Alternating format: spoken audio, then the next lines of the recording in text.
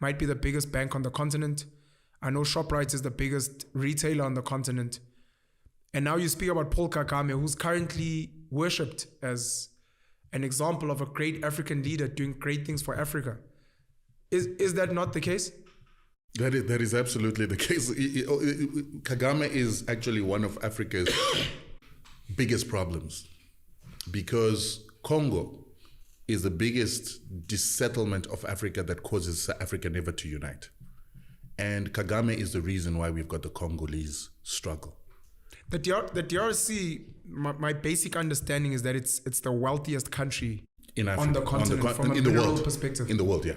It's the wealthiest country in the world from a natural resources perspective. 100%. And you're saying Paul Kagame has a part to play in that? Yeah, people don't understand that we always hear about the Rwandan genocide.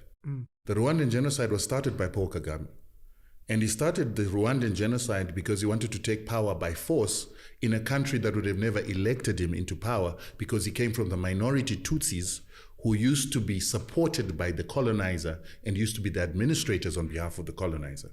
So for Paul Kagame to come back as a Tutsi to come and take power in Rwanda, he needed to do something. And what he did is he started the genocide.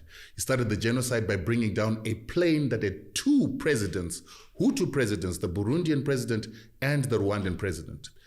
Paul Kagame and his RFP forces shot down the plane when it was landing back in Rwanda from actually an AU meeting. And when that plane came down, then it inflamed the Hutu people who knew that they were RFP fighters who were trying to take power by force. And so they began to fight against Tutsi people who they felt wanted to come and take over power. While they were doing that, Paul Kagame himself sent his forces to murder his own Tutsi people on a whole-scale level to make it look like a genocide, so that he could then have his forces come into Rwanda and take over power militarily under the guise of stopping a genocide against Tutsis. These are all things that are factual. Well documented. Jeez. It is actually something that the International Court of Justice wanted to persecute him for, and then the Americans covered up for him and the French covered up for him so that it wouldn't come out. But Paul Kagame came into power by murdering his own people. Then when he did that, he then took Laurent Kabila, who was now living in Rwanda, to go and take over power from Mobutu Sese Seko. These are the leaders in the DRC. This was in the DRC. And the arrangement that he had with Mobutu is, once you're in power, you need to bring some of my own people into your system.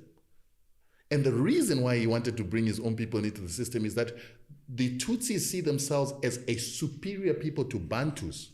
And so they want to reinstitute something called the Mapororo Tutsi Empire that is going to rule over Central Africa and the Great Lakes.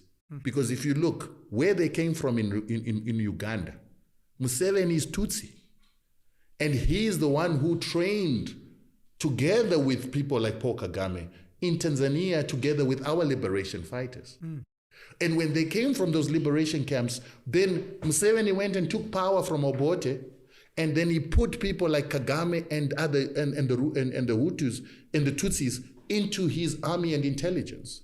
They then started murdering non-Tutsis who wanted power in Uganda, because they were majorities. And that's how Museveni becomes the president of Uganda as a Tutsi, and then he begins to assist Kagame together with the Europeans, the Americans, to then create a force that is going to take power in Rwanda. And then they must take power in Rwanda, instill a Tutsi in Burundi, and instill a Tutsi in Congo.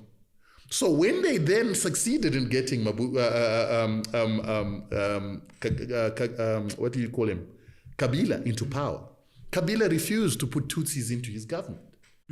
And when he refused, then Kagame and Museveni then sent their armies and rebels into Congo with an intention to remove Kabila. Kabila then ran to SADC. And that time SADC had an organ, or the military institution was called the organ, which was being headed by Mugabe. And he said, listen, they want to overthrow me. And he gave them the reasons why they want to overthrow. Mugabe sent a fact-finding mission. that it consisted of Zambians, Namibians, Angolans, South Africans, and everybody from SADC region. And he realized that this was actually a problem. So they went to Uganda, they went to Rwanda, they couldn't find Museveni when they went to Uganda, they couldn't find Kagame when they went to Rwanda, but they got information that there was going to be an overthrow of Kabila, and then the UN was going to be forced to actually come up with a policy that says Congo must be broken down into 5 countries. Jeez. The 5 countries would then be easier to loot for the West through Uganda, Rwanda, and their own people that they would have placed within the Congolese system.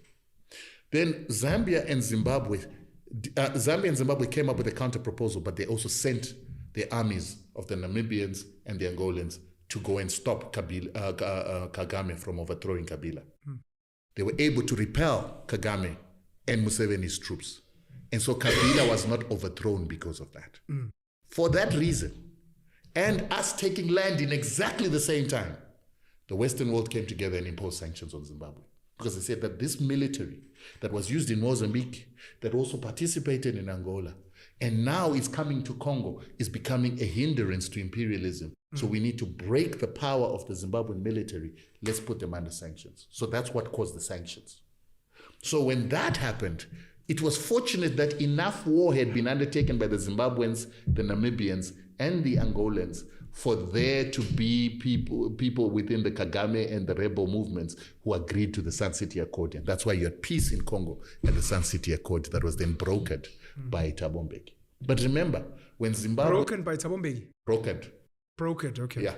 But remember, Thabo Mbeki was able to come and assist in negotiations. But Nelson Mandela had refused to go to Congo and assist Kabila on instruction of the Americans. The Americans said, you don't go there. But there is allegations that while all this fighting was happening, executive outcomes had people assisting Kagame and Museveni and the rebel movements to try and overthrow Kabila. So Kagame was being assisted. Museveni was being assisted by ex-SADF forces who are now calling themselves the mercenaries or the executive outcomes. And I think you've seen the video of Saima that talks about how black people were infected with HIV and how Saima went through SADC to kill certain people to protect apartheid, if you remember. There's a video on Saima and how they infected people in South Africa and Southern Africa with HIV. The same people are these that are called executive outcomes, are the same boers that then form these private security companies that you see here that are actually the biggest threat to South Africa at this particular moment. They are the same people that went to destabilize Congo and continue to destabilize Congo and continue to be advisors and continue to be supplying weapons and continue to be a destabilizing force in Congo. Which is why some of us are very skeptical. Why is the South African